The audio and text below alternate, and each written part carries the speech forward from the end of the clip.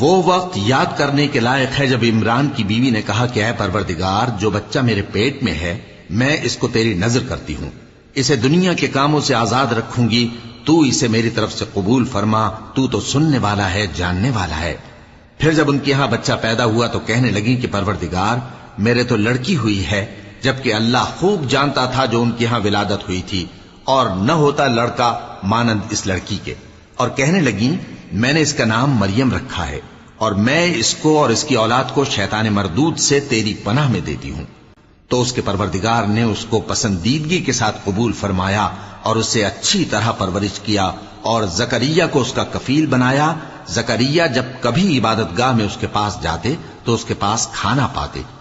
یہ کیفیت دیکھ کر ایک دن مریم سے پوچھنے لگے کہ مریم، یہ کھانا تمہارے پاس کہاں سے آتا ہے؟ وہ بولی کہ اللہ کے ہاں سے آتا ہے، بے شک اللہ جسے چاہتا ہے بے حساب